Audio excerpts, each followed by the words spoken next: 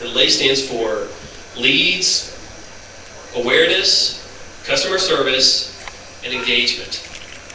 Now this is something I do with my own clients, and when you begin to think about the LACE method, these are all highly measurable aspects to social media that allow you to begin to put some stuff into a spreadsheet, and then you can build a case. Here's the great thing about this.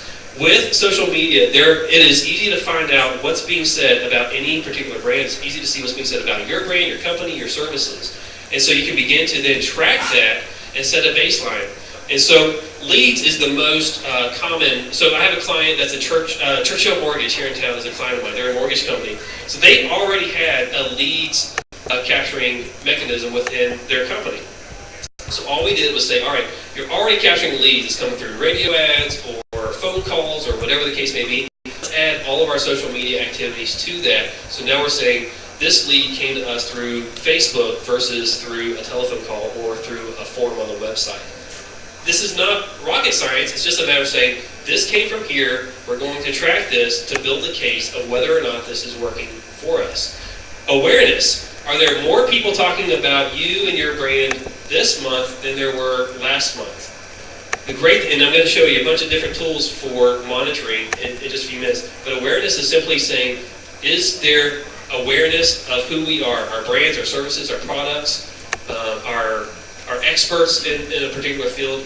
Is there awareness? Customer service is one of the lesser known pieces of social media marketing, I think, that tends to get overlooked a lot. Most people in the social media realm are aware of Comcast's use of Twitter. Comcast uses Twitter for great customer service. If you follow the Twitter name Comcast Cares, yes? Your Comcast Cares? You don't look like him. No, he's in corporate. I work for Comcast. All right. Well, you guys are doing a great job. So we got Comcast meet Microsoft right behind you there. So we got two good brains in the house today. Customer service is a great example of one of the social media things that is often overlooked in business. You can track how many people are talking about your brand and are complaining, asking questions, and then you can respond to them. Engagement is simply conversation. Are you having conversations with people, and then are you somewhere putting this in a database where you can say, this month we had 28 conversations with people in, say, Facebook, Twitter, whatever the case may be, and then the following month you had 50 conversations, or 100, or whatever the case may be, or did you have less? And then begin to say, why might we have had less conversations?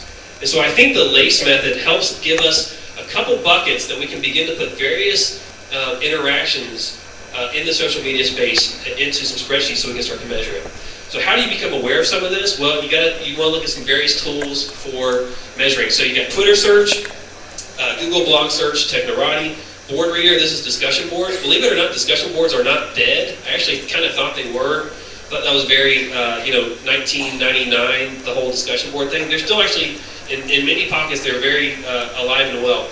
Facebook search. If you guys didn't know, about a month and a half ago, Facebook opened it up so you can search and see what people are saying about your brand in Facebook. So what you do, go to Facebook, just find a search bar, and then look for the posts by everyone segment. It'll be kind of on the left-hand side, and then start to see what people are saying about your company. Or if they're not saying anything at all, then you know where your baseline is when it comes to starting the awareness portion. Truvio is a pretty robust online video search. It's not just YouTube, it's searching a ton of different online video channels. And then Radiant 6 and the Nashville-based Raven are two services that sort of do a lot of this, blogs, Twitter, boards, video, all of that in sort of one interface, but they're not free. Okay, so everything here is free except Radiant 6 and Raven. I know Radiant 6 is sort of known as the Cadillac of the industry, but it costs I think it's like $600 a month just to even get started on it. So it's good, but it is pretty pricey. Whereas all of this and all that, it's free, but it is time. All right, so we can always get back to that. All right, so let me tell you. We've got just a few minutes. Let me tell you a quick story. One of my clients is a company called eMeals, emeals.com, e-meals. In case You can't tell, that's a spoon actually right there, e-meals.com. Emails is relatively new to the social media space.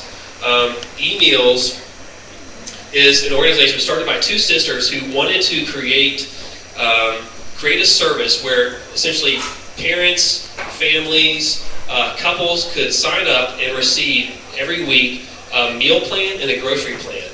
And once a week they get this sent to them. It's $5 a month. You get 7 meals. So you pick your grocery store. So I shop at Publix, and I want a low-fat diet plan, and they give that to you every week. It's pretty interesting service.